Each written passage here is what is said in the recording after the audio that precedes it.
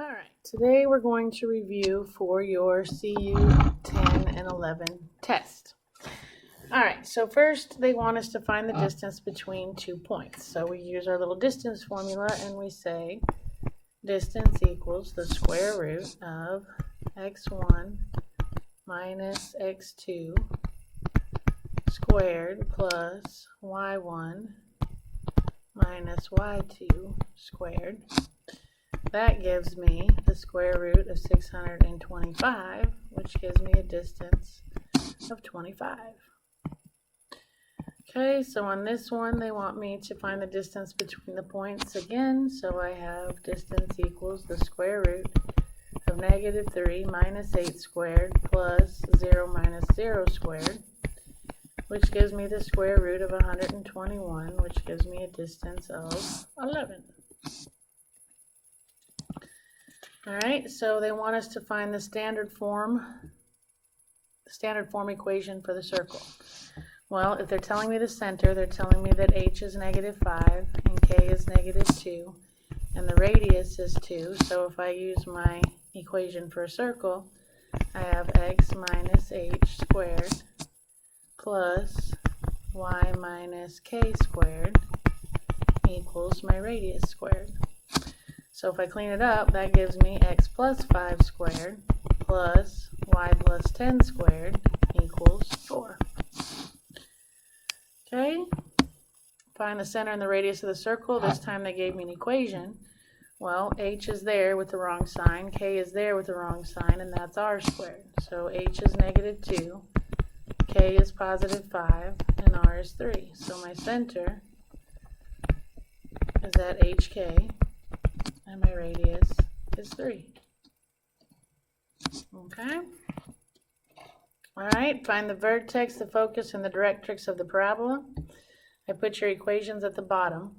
This I can write as x minus 0 squared equals 24 times y minus 0, which means my h is 0, my k is 0, which means my center is at 0, 0.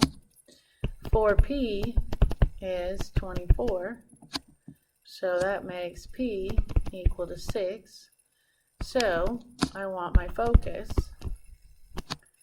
and I'm using this. So my focus is going to be h comma k plus p, which means it's going to be 0 comma 0 plus 6, which makes it at 0, 6. My directrix is at y equals k minus p, so y equals 0 minus 6, so y equals negative 6 is my directrix. And there's my focus, and there's my center, not center, I'm talking parabolas now, vertex, sorry. Okay. Alright, so it says a certain parabola has this equation, find its vertex, focus, directrix. Since the y is being squared, we're using these definitions. So there's my h is still with x, there's my k. So h is 1, k is negative 4, which makes my vertex, hk, to be 1, negative 4. The focus, let's see, I gotta get my p. So 4p equals negative 12, so p equals negative 3. My focus is h plus p comma k, so I have 1 plus a negative 3 comma negative 4, which gives me negative 2, negative 4 for my focus. My directrix is x equals h minus p, so x equals my h, which is 1, minus my p, which is negative 3, double negative, and I get x equals 4. And there's my directrix. And my focal width is the absolute value of 4p, so that's going to be the absolute value of negative 12, which makes my focal width 12. Okay. Graph the parabola. You can do a lot of things here. We could do all of the steps, but in a multiple choice situation, first of all, it's x is squared, so it's got to open up or down. So these two are out. Those would be y squared equations. The other thing is my focal width It's between a really wide one and a really thin one. My focal width is the absolute value of 16, which means wherever the focus is, it's got to go out 4 each way. Well, obviously this does not go out 4 each way from any point on it. So that one's out, and it's got to be B. Okay. Oops, I think I skipped one. Yeah. Find the vertex, focus, and directrix, then draw the graph. So this one I can write as y minus 0 squared equals negative 13 x minus 0.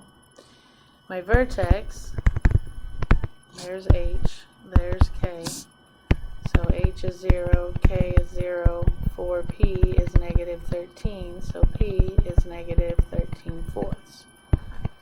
If I got h, k, and p, I can answer any questions. My vertex is hk, which is going to put me at 0, 0. My focus, again, we're talking y squared, so we're using these definitions. My focus is h plus p comma k, so that's going to be 0 plus a negative 13 fourths comma 0, which gives me negative 13 fourths comma 0. My directrix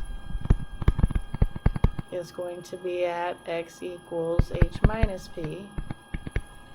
So I got x equals 0 minus a negative 13 fourths, which gives me x equals 13 fourths. So there's my directrix, there's my focus, there's my vertex. Now if I draw this, since 4p is negative, that means that it's going to open left. So these are out because those would be x squared equations. And the only one that's opening left is c, so c's out.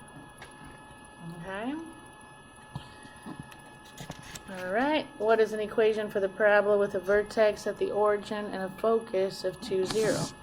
The vertex at the origin means that h and k are both 0. So I know h equals 0, I know k equals 0, and it says that my focus, vertex at the focus is 2, 0. When your focus starts with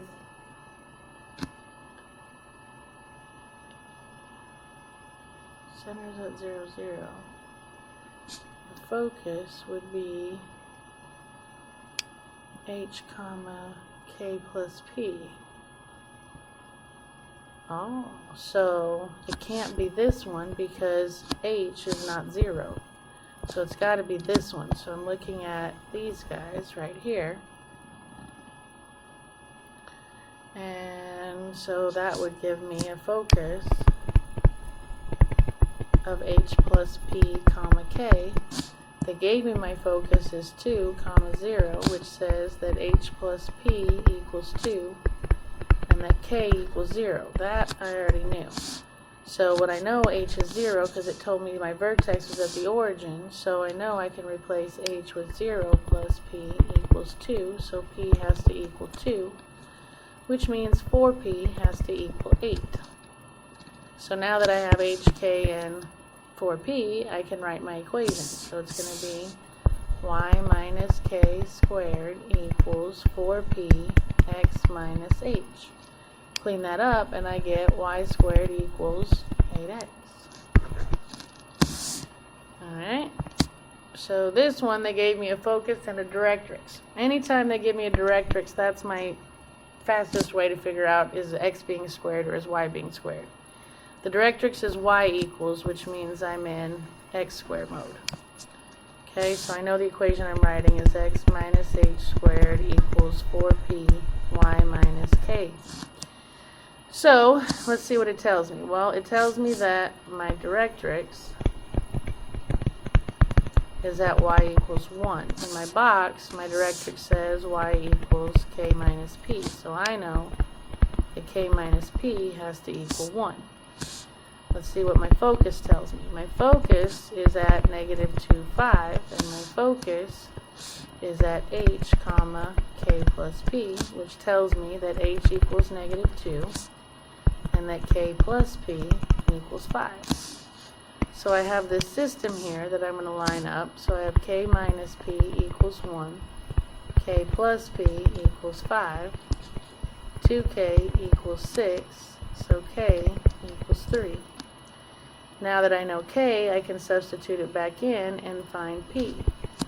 So if I substitute in the bottom, I have 3 plus p equals 5 minus 3, so p equals 2, and 4p equals 8. So now if I plug them in, I have x minus a negative 2 squared equals 4p y minus k. So if I clean that up, I get x plus 2 squared equals 8 times y minus 3. Okay? Alright, number 11. It says write an equation for the parabola with vertex negative 1, 1 and directrix x equals negative 15. Again, if they give me directrix, that's where I start. When it starts with x equals, then I know I'm using the y squared definitions. So I'm trying to write an equation, y minus k squared equals 4p x minus h. So let's see what it tells me. It tells me my vertex is at negative 1, 1. So that tells me that h equals negative 1 and k equals 1. So now I have to figure out what 4p is. Well, let's see. The directrix says x equals negative 15, and I know my directrix means x equals h minus p. So I can say that h minus p equals negative 15. I can plug in h, and I get negative 1 minus p equals negative 15. Add 1. Negative p equals negative 14, so p equals 14, and 4p equals 56. So now that I have h, k, and 4p, I can plug it in. h, k, 4p, and I have y minus 1 squared equals 56, x minus h, which turns positive. Okay? Find the vertex, focus, directrix, then draw the graph. Alright, well this can be written as y minus 0 squared equals negative 11 x minus 0. So my vertex is at 0, 0. So h is 0, k is 0. I have 4p equals negative 11, so p equals negative 11 fourths. Okay, so now that I have that, I have h, k, and p. They want the focus. My focus, I'm down here, y squared, is h plus p, comma k. So I have 0 plus a negative 11 fourths, comma 0, which gives me negative 11 fourths, comma 0 for my focus. My directrix says x equals h minus p, so x equals 0 minus a negative 11 fourths, so x equals 11 fourths is my directrix. And then to draw the graph, well, this is a y squared, so it opens sideways, so those are out. And 4p is negative, which means it opens left again. So it's got to be this one and not that one. Okay. Find the vertex, focus, and directrix of the parabola, then draw it. There's my h, there's my k, so my vertex is at 4, 1.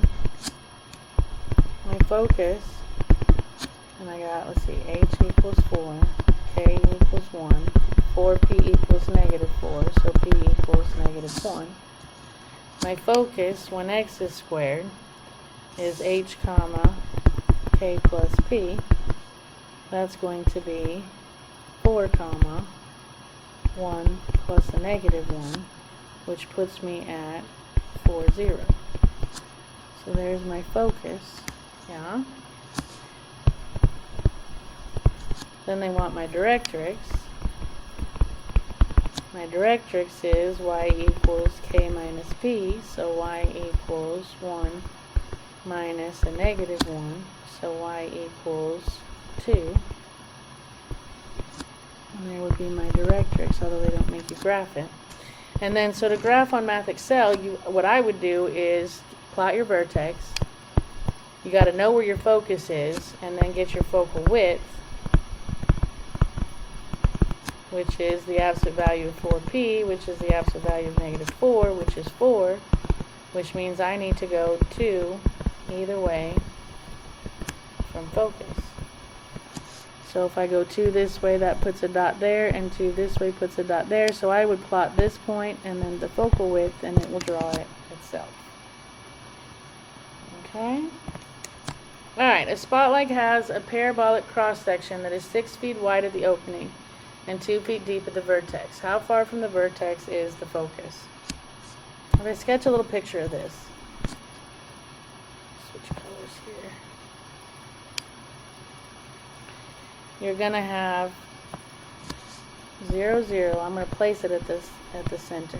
You have this parabolic cross-section, and it says that it's 6 feet wide at the opening, which means from here to here is 3 feet. So this point would be 3, 0, no. Oh, and this is 2 point. This is 2 feet deep. So this would be 3, 2, and this would be -3, 2, and this would be 0, 0, which is my vertex. Vertex. So I have h equals 0. K equals 0. I got to figure out 4p. What I'm trying to do is figure out where to put the focus. Alright, if I can figure out where to put the focus, I'll know how far it is from the vertex. So to do that, I got to figure out what p is. So what I'm going to do is I'm going to use my equation, x minus h squared equals 4p y minus k, and I'm going to write an equation for this thing. Okay, or I'm going to plug in a point, the vertex, and find 4p. So if I use this for x, this for y, 0, 0 for h and k, I have 3 minus 0 squared equals 4p y minus 2. 2 minus k, which is 0. So I have 3 squared, which is 9, equals 4p times 2. So 9 equals 8p. So p equals 9/8, which is approximately 1 1/8. Well, p is where my focus should be because my h is 0. Alright, so my focus is going to be at 0, 1 1/8. There's my focus. Well, that means that they should place it 1 1/8 foot from vertex. Okay? Alright, find the vertices and the foci of an ellipse. When you have your a squared is always the biggest one, so that's a squared, that's b squared, which says we're using this equation. So I know that a squared equals 25, which means a equals plus or minus 5. I know that b squared equals 9, so b equals plus or minus 3. And I know that a squared equals b squared plus c squared. So I have 25 equals 9 plus c squared. So c squared equals 16. So c equals plus or minus 4. So now that I have a, b, and c, I can answer all my questions. My vertices are at plus or minus a, 0, which is going to put me at plus or minus 5, 0. My foci are at plus or minus c0, so that's going to be at plus or minus 4, 0. And there's your foci. Okay? Alright, on this next one, you don't have an ellipse until this side is 1, so I'm going to have to divide everything by 6, which gives me x squared over 3 plus y squared over 2 equals 1. This one's biggest, so that's a squared, that's b squared, which means we're using this function. So if a squared is 3, and b squared is 2, then c squared a squared equals b squared plus c squared. I got 3 equals 2 plus c squared, so c squared equals 1, so c equals plus or minus 1. So, if that's a squared, then a is plus or minus the square root of 3, and if that's b squared, then b is plus or minus the square root of 2. So, to get my vertices, it's plus or minus a comma 0, so that's going to be plus or minus the square root of 3, 0. And my foci are at plus or minus c0, which is going to put me at plus or minus 1, 0. Okay. Choose the correct graph of the following. Well, first of all, we know that a squared is under the x squared, so they're opening sideways. So I can get rid of my vertical one, so it's got to be out of those two. Well, if you find your center, guys, there's your h, there's your k. So my center has to be at 3, negative 3. Well, 3, negative 3, not that one. 3, and they're counting by 2s. Negative 3. There's the center, so it's got to be D. Okay, so on this one, we're graphing the ellipse. A squared is under y squared, so I know it's an elongated one, not a sideways one. So those two are out. The center's not going to help me because they both have center at 0, 0. So what I got to do is figure out, I got a squared is 9, which means a is plus or minus 3. And that is always my semi-major. Semi-major axis is a, which is plus or minus 3, which is going to be 3 up and 3 down from center. Well, if my center's at 0, 0, and I go 3 up, counting by 2s, there's 3 up, there's 3 down. This would be 2, 4, 6, and a little bit, like 7 up and 7 down. So it's not that one, it's got to be that one. Okay, find the equation of the ellipse satisfying the given conditions. You have foci at negative 4, 0, and 4, 0, and the length of the major axis is 14. Alright, so what I do is I sketch a quick picture of this just so I can get my direction. Foci at negative 4, 0, and 4, 0, which means my vertexes have to be outside of those somewhere. Which means this thing is opening, or this thing is sideways. So I know that I'm using x squared over a squared. Alright, so now let's see what my information tells me. It tells me that my foci are at negative or plus or minus 4, 0. And foci for me is plus or minus c0, which means c equals plus or minus 4, which means c squared equals 16. So then it also tells me that my major axis is 14, so my semi-major is half of that, which is 7. That's a, so if a equals 7, then a squared is 49, and that, oops.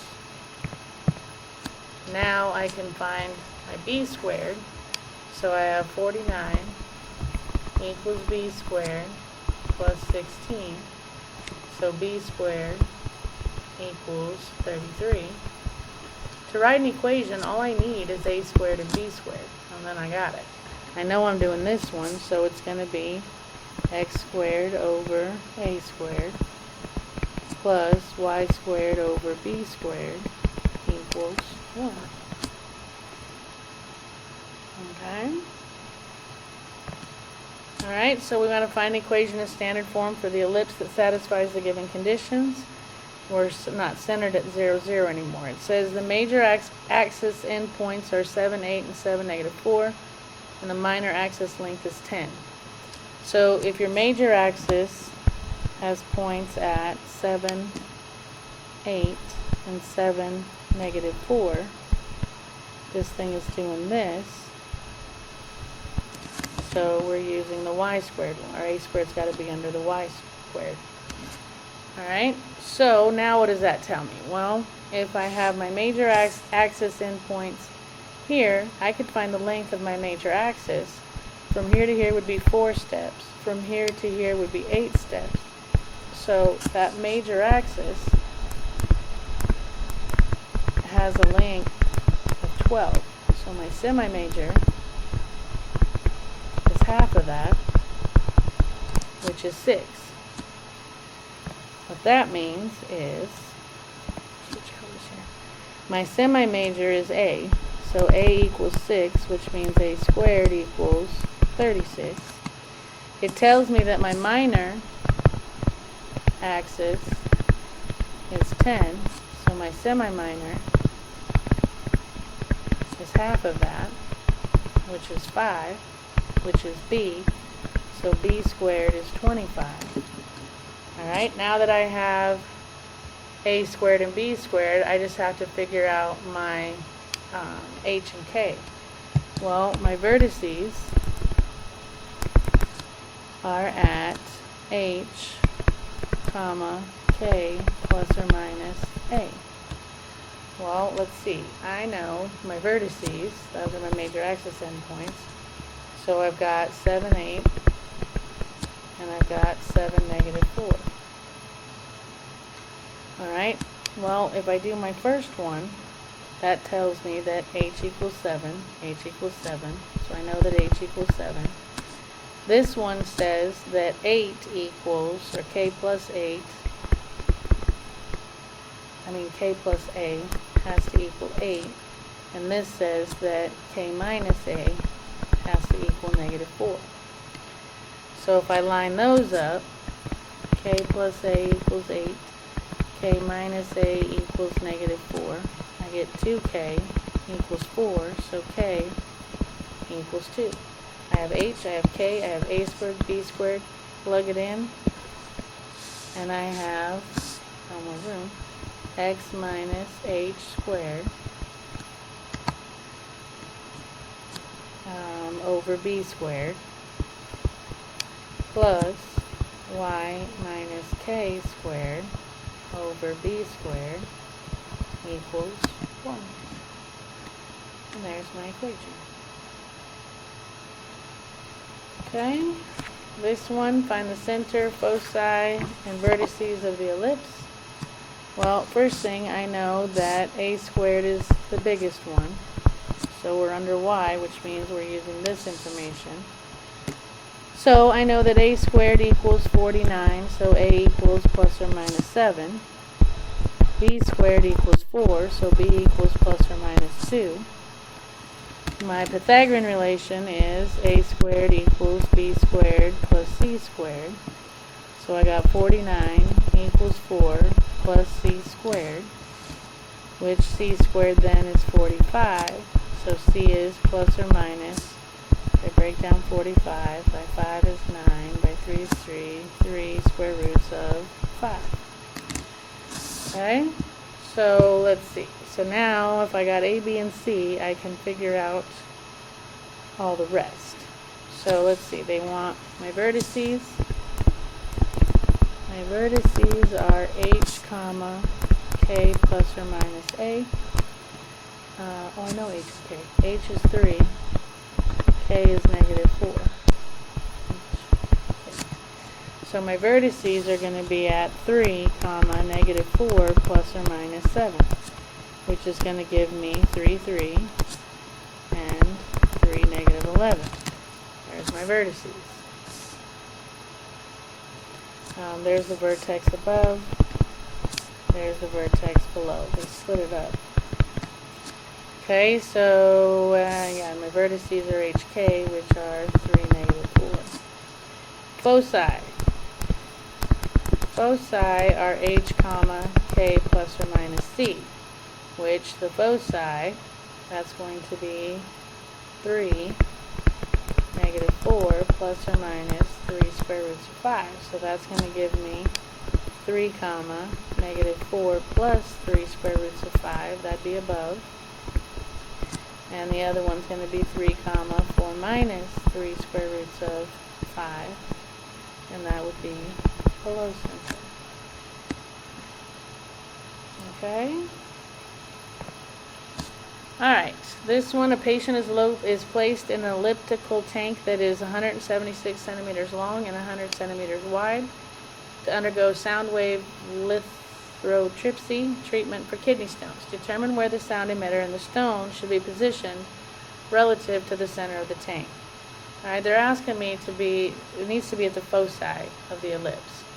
Alright, so if I centered this thing at 0, 0, okay, we have something like this. Alright, my vertices, if I put that in the center, half of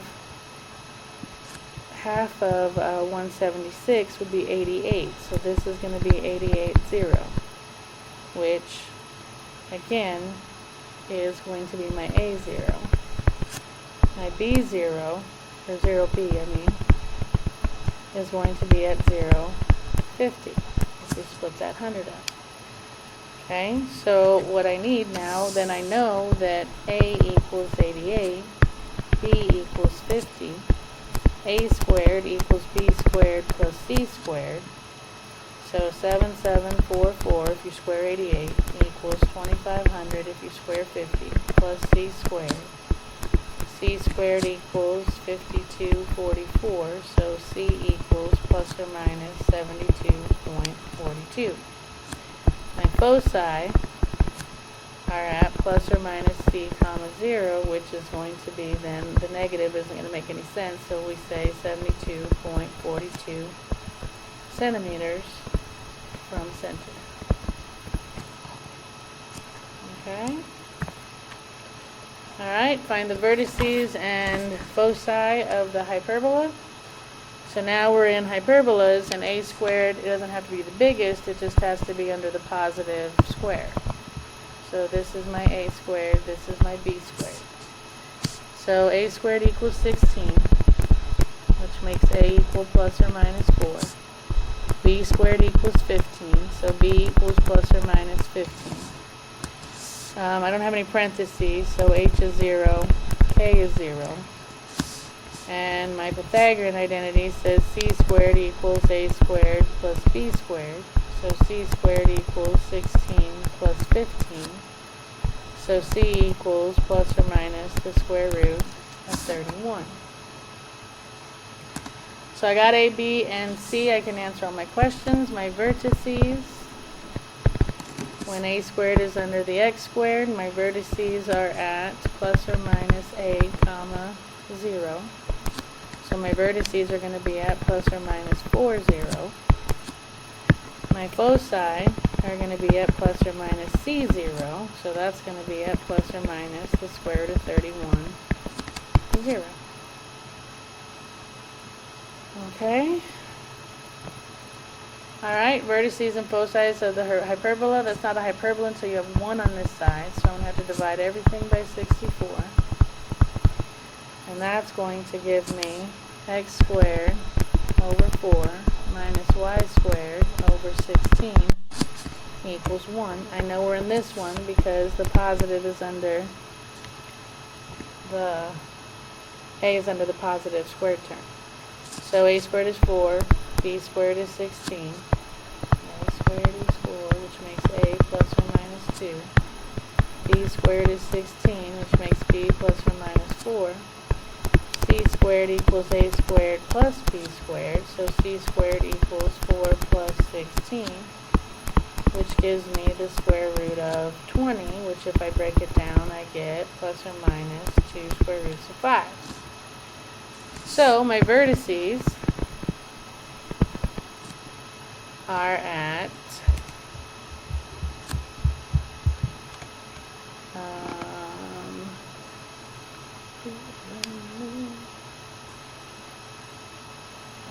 your vertices are at plus or minus A comma 0. So that's going to be at plus or minus 2 comma 0. My foci are at plus or minus C0, so that's going to be at plus or minus 2 square roots of 5, 0.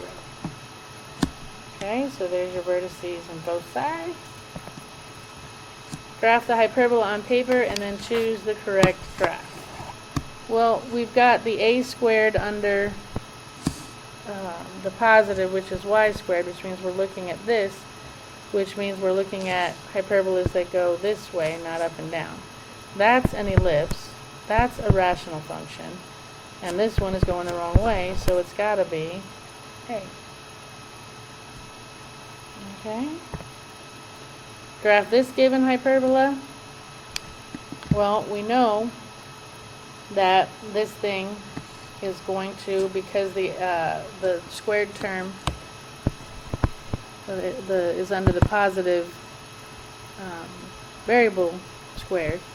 A squared is b, b squared is 9. So that means we're doing these, which means my parabola does this and this. Alright, so I can rule this out and I can rule this out. So now if I find the center, my center is at HK. So my center is going to be at HK. Yeah, the center is at HK. So my center is going to be at 3, negative 3. Well, if I go 3, counting by 10, so 2, 3, negative 3 would be right there. That's not the center.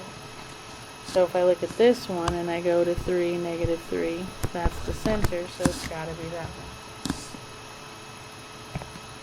Find the equation of the hyperbola with foci at 0, 20 and 0, negative 20, whose transverse axis has length 24.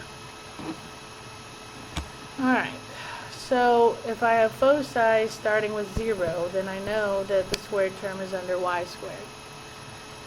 So to write my equation, I basically need a squared and b squared. Well, they give me my foci, which are at 0 plus or minus 20.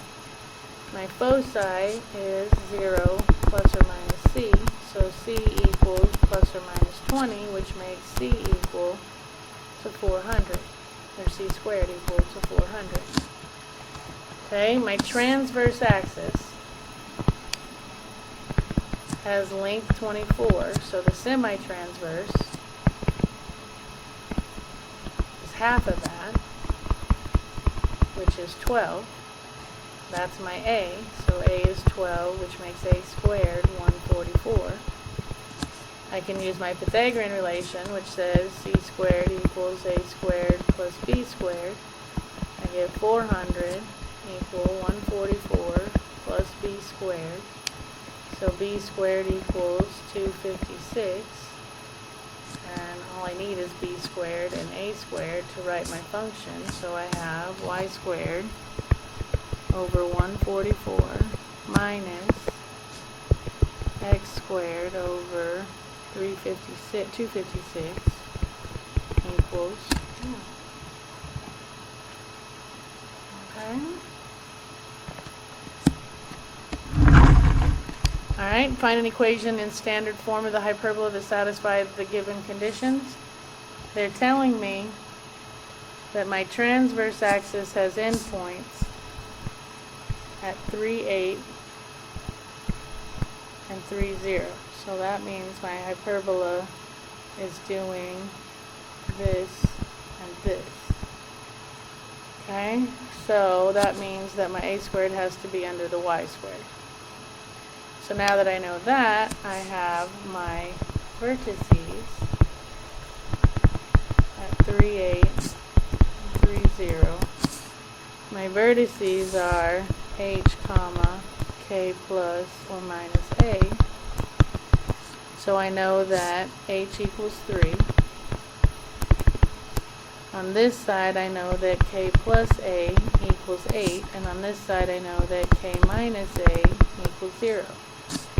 So this gives me h and a way to find k if I line them up. So k plus a equals 8, k minus a equals 0, so 2k equals 8, so k equals 4. So I've got my center. So now, what can I do? Oh, I can plug this back in to find a. So I have 4 minus a equals 0. subtract 4, negative a equals negative 4, so a equals 4, and a squared equals 16. What else do they tell me? I have a conjugate axis length of 6. Conjugate axis of 6, so semi-conjugate will be half of that, which is 3. My semi-conjugate is b, so b equals 3, which means b squared equals 9. So if I plug in h and k and a squared and b squared into my equation, I get y minus 4 squared over 16 minus x minus 3 squared over 9 equals 1. Alrighty? Find an equation in standard form of the hyperbola that satisfies the given conditions. Give me just a second.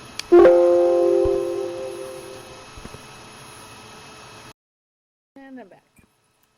Alright, find an equation in standard form with foci at negative 7, 5, and 3, 5, and a transverse axis endpoints at negative 4, 5, and 0, 5.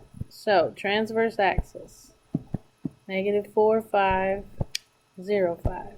So, this thing is going like this, which means a squared is under the x squared. Alright, so, what do I know? I know it's opening that way, so I know these are my formulas. They give me foci. My foci are negative 7, 5, and 3, 5. And my formula for foci is h plus or minus c, comma k. So I know that h, wherever h is, which is going to be somewhere in the center, right? To go down to negative is going to be h minus c equals negative 7 and k equals 5. And then the other one tells me that h plus c equals 3 and k equals 5. So if I line my system up, I have h minus c equals negative 7, h plus, I'll put 3 there, c equals 3. Those cancel. I get 2h equals negative 4, so h equals negative 2. So now I know my center, h and k. I got to figure out my a and my b. Well, this tells me I can figure out c if I plug this back in. So I would have negative 2 plus c equals 3. So c equals 5, which makes c squared equal 25. Okay, so I got that. Now what can I do? Well, they told me something else. They told me the transverse axis endpoints, which are my vertices. All right, or I could do it that way, or I could say, well, this distance between them to go from 0 to negative 4, my transverse axis has a length of 4. So my semi-transverse is going to be half of that, which is 2, which is a. So if a is 2, then a squared is 4. My Pythagorean relation, I have c squared equals a squared plus b squared. So I have 25 equals 4 plus b squared, which gives me b squared equals 21. Now that I have h and k and a and b, a squared and b squared, I can plug them all in, and I get x minus a negative 2, so plus 2 squared over 4 minus y minus 5 squared over 21 equals 1. Okay? Alright, find the center, vertices, and foci of the hyperbola. Well, we've got a squared under the y squared, so we know we're using these rules. I know that this is h, this is k, that's a squared, that's b squared. So I have h equals negative 2, k equals 1. A squared equals 25, so a equals plus or minus 5. B squared equals 144, so b equals plus or minus 12. So then I have c squared equals a squared plus b squared, so c squared equals 25 plus 144. So c squared equals 169, so c equals plus or minus 13. So now I can get everything I need. My center is at h comma k, which is going to be at negative 2 comma 1. My vertices are, what are my vertices? H comma k plus or minus a. My h is negative 2, my k is 1, and my a is 5. So that's going to put me at negative 2, 6, and at negative 2, negative 4. Okay, there's my vertices, and then they want the foci. My foci is at h comma k plus or minus c, which puts me at negative 2 comma 1 plus or minus 13, which gives me negative 2, 14, and negative 2, negative 12. There's your center, vertices, and foci. Alright, find the center, vertices, and foci of this hyperbola. We know, since this is the positive one, that's a squared, that's b squared, that's h, that's k. So h is 3, k is 3, a squared is 4, so a is plus or minus 2, b squared is 9, so b is plus or minus 3. And my Pythagorean identity, c squared equals a squared plus b squared, so c squared equals 4 plus 9. C squared equals the square, or 13, so c equals plus or minus the square root of 13. My center is at hk, which is at 3, 3. My vertices are at h comma k plus or minus a, so that's going to be at let's see, I got 3, and then 3 plus or minus 2, which gives me 3 comma 5 and 3 comma 1.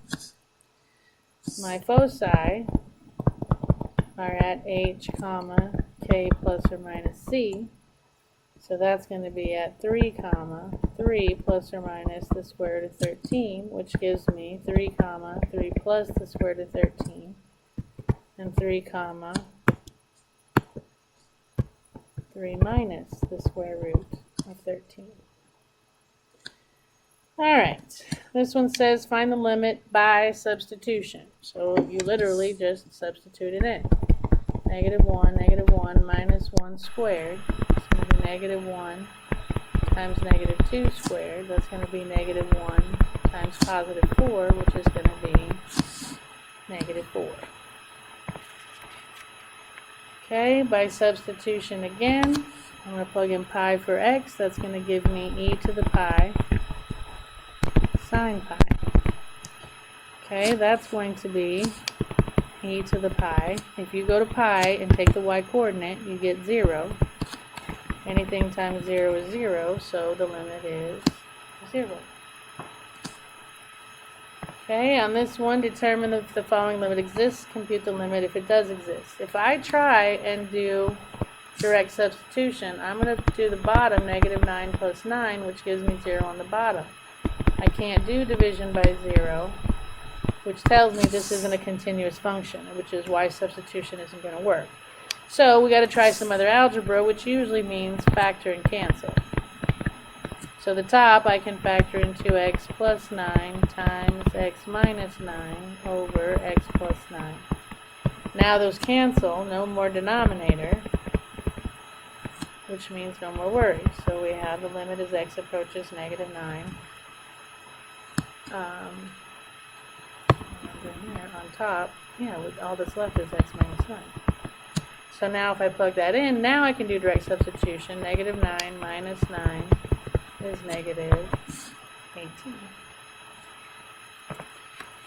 Alright, if I do this one, we're going to use the limit properties, which says I can take the limit as x approaches pi over 2 of the top, and I can do the limit as x approaches pi over 2 of the bottom. And then I can do my direct substitution. On top, I'm going to have the natural log of 4 times pi over 2, which is going to be 4 pi over 2. And on bottom, looks like I'm writing limit. I'm not trying to write limit. I'm writing natural log. Alright, and on bottom, you're going to have sine of pi over 2 squared. Well, on top, that's going to be the natural log. That's going to be the natural log of 2 pi. If you go to pi over 2 and sine it, take the y-coordinate, you get 1. Square it, and you're going to get 1 squared. So that's going to give me ln of 2 pi over 1, which is just ln of 2 pi. Good grief, my ln's look like limits. Okay, so my answer is ln of 2 pi. Alright, it says use the graph to determine the indicated limits if they exist. So I'm doing the limit of f of x as x approaches 1 from the left. If I'm coming from the left, I'm following the graph, as x gets closer and closer to 1 from the left, this is getting closer and closer to 3. If I approach 1 from the right, I'm coming this way, and as I get closer and closer to 1, this thing is getting closer and closer to 4. Now, it says check the correct choice below. If you take a limit from the left and from the right, and these are not equal, then the limit does not exist. Alright? So if we look at the next one, it says use the graph of the function f shown to estimate the following limits and the function value. Complete parts A through C. Find the limit as x approaches 2 from the left of the function. If I'm coming from the left, I'm following this line. And as I get closer and closer to 2, this thing is at what y value? 3. Okay, the limit as x approaches 2 from the right. If I'm coming from the right, I'm following this. And as I get closer and closer to 2, this thing is getting closer and closer to 1. Again, since the limit from the left does not equal the limit from the right, the limit does not exist. Alright, so if we look at this one, to do that absolute value,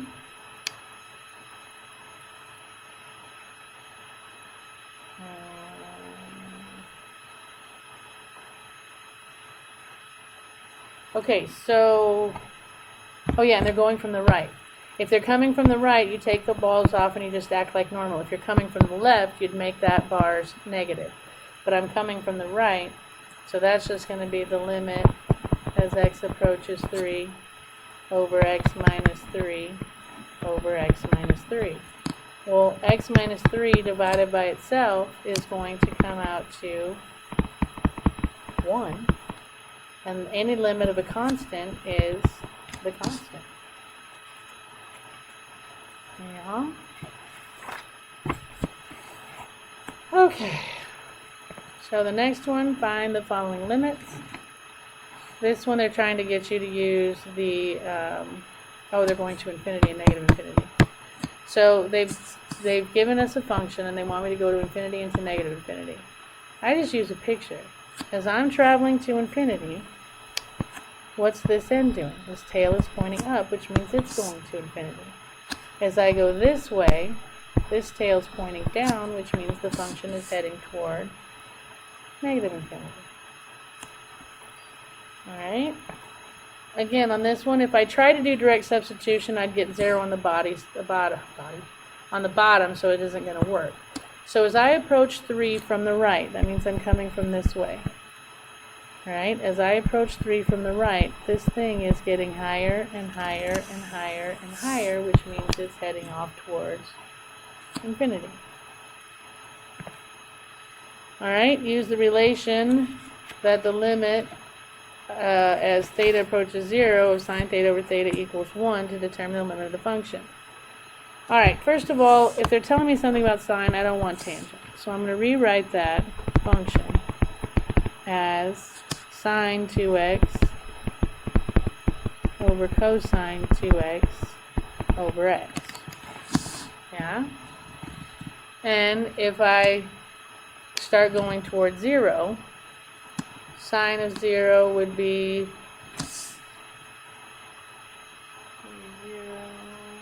cosine 1, that's 0 divided by 0, it does not exist.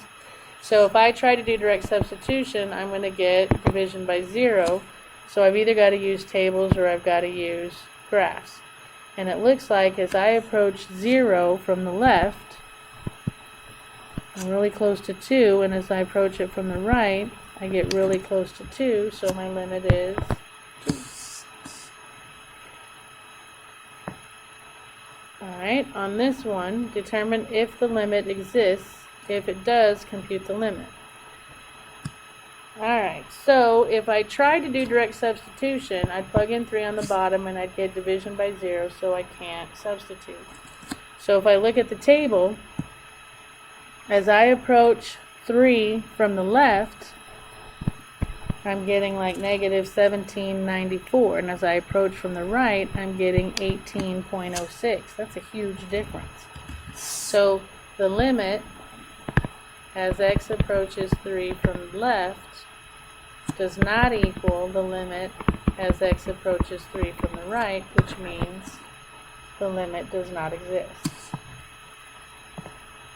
And we are done, so happy studying for your test, and I will see you next time.